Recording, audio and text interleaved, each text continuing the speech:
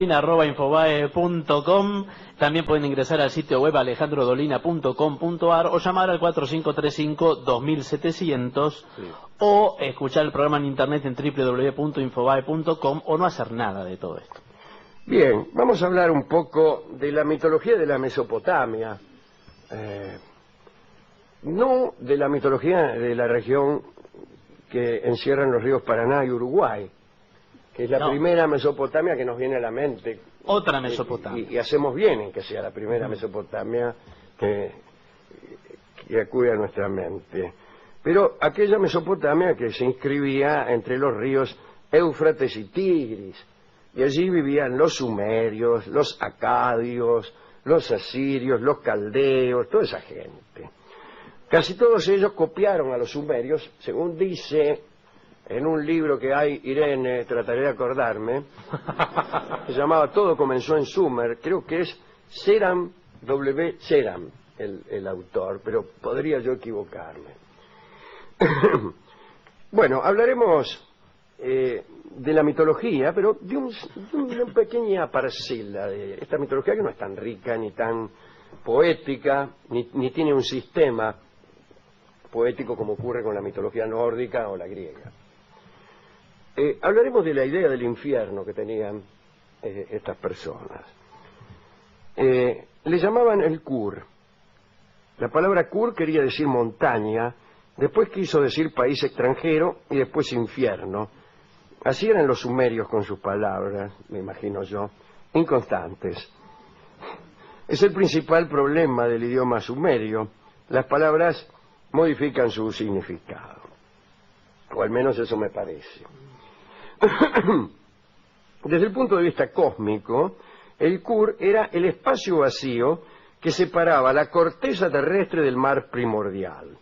Vamos a hacer un breve relato de cómo era la cosmología de los sumerios. El universo visible era como una semiesfera, como esas semiesferas que te regalan para Navidad, o que te regalaban, ya nadie te las regala, y vos las agitabas, y yo tengo de esas, y caía nieve. ¿Viste esas que tienen una casita, que vos agitás y cae nieve? Así era el mundo para los sumerios. El cielo era la parte transparente y la tierra, esa especie de círculo que hay abajo. Bueno, eran un poco sencillos en su cosmología, pero ¿qué quiere que le haga? Al universo le llamaban Yanki. Yan quiere decir tierra y Ki quiere decir cielo, o al revés, porque no manejo muy bien el sumerio. Sospecho el acadio, pero el sumerio lo entiendo si me lo hablan despacio. Pero cuando alguien me quiere vender algo en sumerio, así en sumerio de corrido, se me escapa alguna cosa. Y lo mismo las tablitas de arcilla, no las agarro muy bien, no las leo bien. El Kur, el infierno, estaba debajo de la tierra. Allí iban a parar todas las sombras de los muertos. No se podía llegar hasta haber atravesado a bordo de una barca un río devorador del hombre, y esta barca era conducida por un señor al que llamaban el hombre de la barca. Y sí, está bien. Calderón. Algo así, Calderón. Ni más ni menos pensamos en el Estigia de los griegos, o el Caronte de esa mitología. Pero este hombre no tenía nombre y el río tampoco. Ríos del infierno. A ver, hidrografía infernal. Tenemos el Aqueronte. El Aqueronte, que a mí me parece que es ese río el que navegaba Caronte. El río de los lamentos.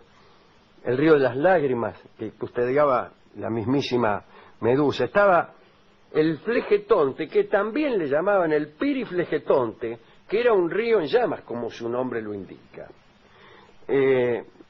También estaba el Cosito. ¿Qué es? Me refiero a un río. Sí. También estaba el Cosito, parece un inciso no muy académico. Pero también era un río. Y el Estigia, naturalmente, que era una laguna, y también tenía el mismo nombre, un río que desembocaba en ella. Saben ustedes, el Estigia era un río cuyas aguas curaban, y tenía la propiedad de romper todo recipiente en el cual quisieran contener ese agua, salvo cascos de caballos. Cuando querían un poco de agua del Estigia, lo juntaban en cascos de caballo. Había, sin embargo, una fuente verdadera, ya no mitológica, en la Arcadia griega, que se creía que tenía las mismas aguas que la Estigia infernal, y usaban esas aguas para curar a la gente. Parece que si alguno estaba medio fulero, lo tiraban a la fuente y el tipo la contaminaba. Bien. Pero ellos decían que se curaba, que no sé. También estaba el Leteo, el río del olvido, ¿eh? El río, se prohibía bañarse en el Leteo de los griegos, porque la gracia del infierno griego, que no tenía ninguna en realidad, estaba en no olvidar lo que había sido en vida. Era totalmente lo que había sido en vida. Y si vos te olvidabas, ya tus males, tus obsesiones, diría Rolón, tus traumas y tus neurosis, se olvidan. ¿Qué más quiere un neurótico que olvidarse? Un obsesivo que olvidarse. Y no te dejaban mojar en el Leteo, ¿eh? El Leteo es un río muy útil para algo en que los griegos no creían mucho, que es la reencarnación. Es indispensable para que funcione esta institución, la reencarnación, puede olvidarse de las vidas anteriores, sino todo es una cosa de venganzas. Es mejor nacer y creer que uno nace por primera vez, porque uno se pone muy canchero la quinta vez que nace. Ya vive la vida de taquito, como sabe que va a renacer, cruza con el semáforo rojo, salta al paso de las apisonadoras de tierra, y eso ya no tiene ninguna gracia. Pero nos estamos yendo de la Mesopotamia. El caso es que entre los sumerios, que tenían un universo sencillito y un infierno también sencillito, había un solo río, el río devorador del hombre, y había un tipo que ni nombre tenía, que te cruzaba en una barca. En esos infiernos, morada de los difuntos, uno la pasaba más o menos igual que en la vida, es decir, muy mal. Esto es propio de los infiernos primitivos, que no eran un lugar de castigo. Los castigos los propinaban los dioses en vida. Dios te castigaba en vida. Incluso en la religión judía, la idea del Sheol apareció tarde como lugar de castigo. Dios intervenía en tu vida y te castigaba ahí. No esperaba que te murieras para castigarte. Bueno, las enfermedades, las pestes, la muerte, eran para aquellos pueblos los castigos que los dioses propinaban para quienes se habían comportado de un modo indeseable. A veces sucedía que se enfermaba un buen tipo y todos decían, bueno, andá a saber lo que habrá hecho, porque miserables hubo siempre. De este modo, los infiernos de Sumer no son pródigos en dolores físicos, ni aparecen estos eternos castigos de los mitos clásicos y después de la mitología cristiana. Pero sí anda por ahí el desengaño y un cierto dolor melancólico, porque la vida en los infiernos no es más que la continuación de la vida terrestre, pero eso sí, en la más absoluta soledad.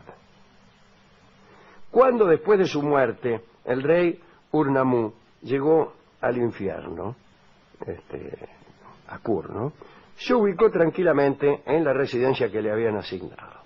Allí fue recibido por algunos muertos y al principio se sintió como en su casa.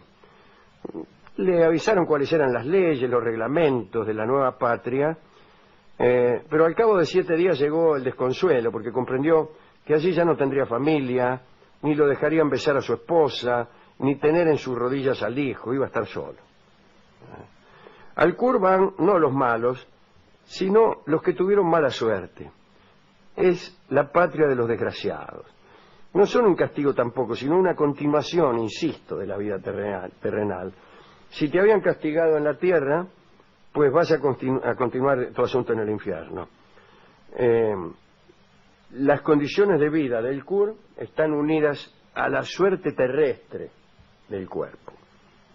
Los que sufrieron, los accidentados, los ahogados, las núbiles muertas vírgenes, los que no tuvieron hijos, las mujeres muertas de parto, los que se agacharon a ver porque no explotaba el cohete, todos esos van al Kur, y allí, amargados, se hacen malos, y en los infiernos no solo atormentan a sus compañeros, sino también a los vivos, a quienes cada tanto visitan mitad por jorobar.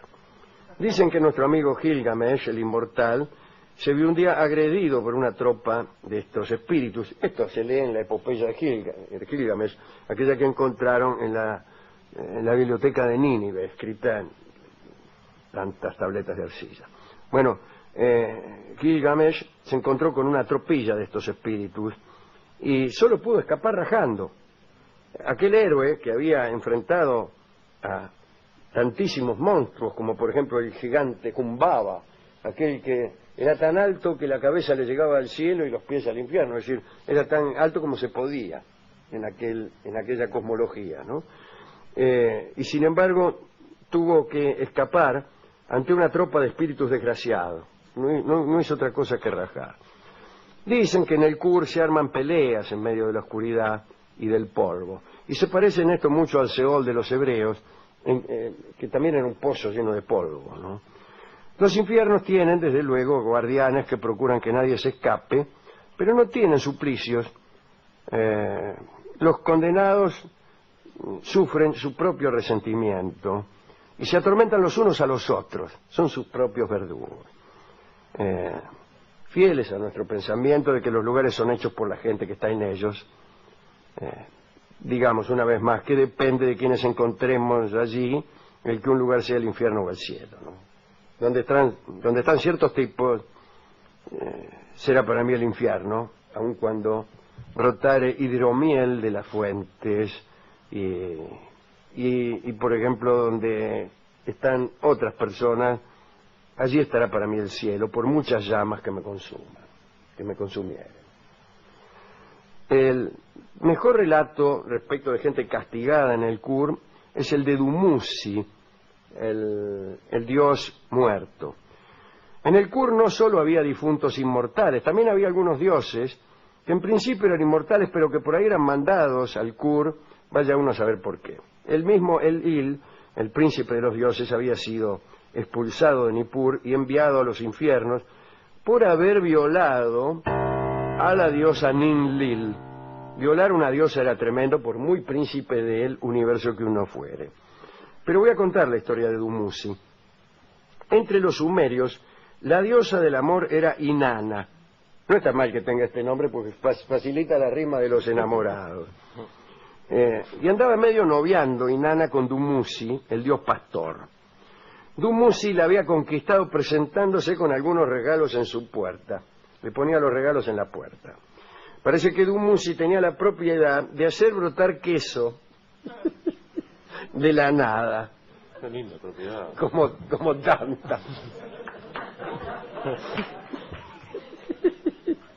Bueno, aquí le traigo este queso y se lo pongo en la puerta. Bueno, parece que le llevó un queso, le hizo aparecer un queso, pero la miró y no pudo resistir más y se unió a ella, de arriba abajo. A continuación la condujo a su casa, pero esto le trajo muchos problemas. Inanna era muy ambiciosa y se le ocurrió acrecentar su poderío y ser no solo la diosa del amor, sino también la diosa de los infiernos. Y ahí nomás decidió bajar a los infiernos para ver cómo podía realizar el proyecto. Se metió en una laguna de agua negra, que era para los sumerios la entrada del infierno, y allí estaba la diosa titular de los infiernos, que se llamaba Ereshkigal, que era la hermana de Inanna. Fíjese, le codiciaba la influencia a la hermana, que era la diosa del infierno. Bueno, en realidad estaban muy enemistadas las dos hermanas, tanto es así que Ereshkigal era la peor enemiga de Inanna. Y como Inanna temía que su hermana la matara, le dijo a uno de sus alcahuetes que si ella no regresaba a los 3 días, cumpliera con unas ciertas instrucciones. Se metió en el infierno, se fue hasta el templo de Ereshkigal, que estaba construido con lapislázuli.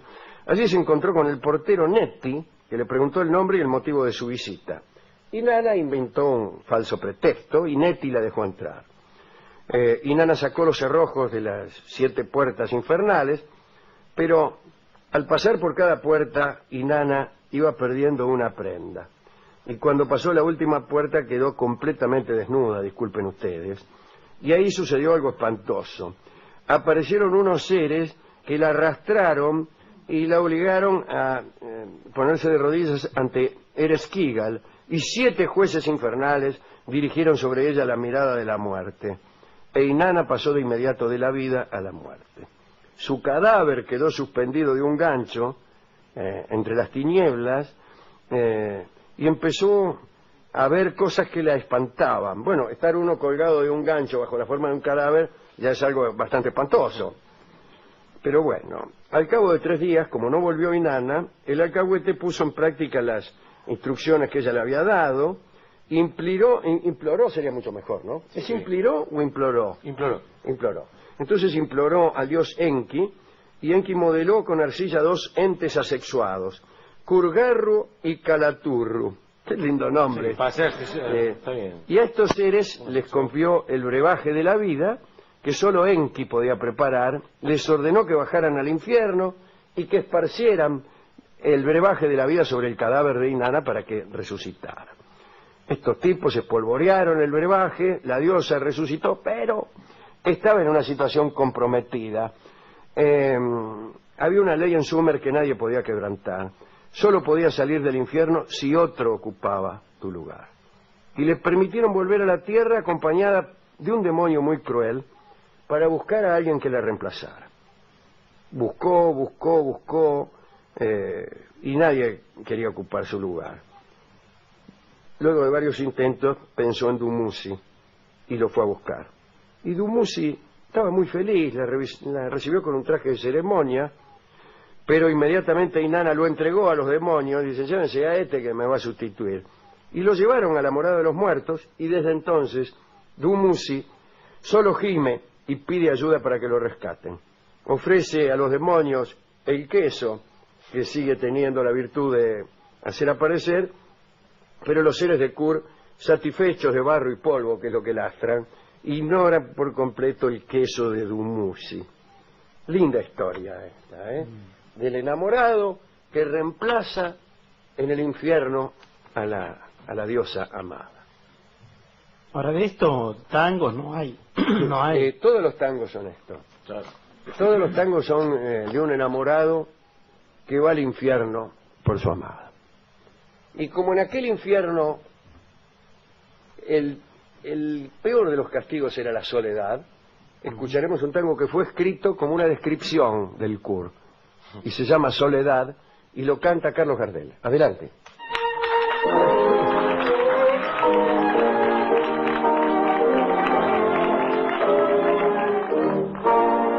Yo no quiero que nadie a mí me diga que de tu dulce vida vos ya me has arrancado.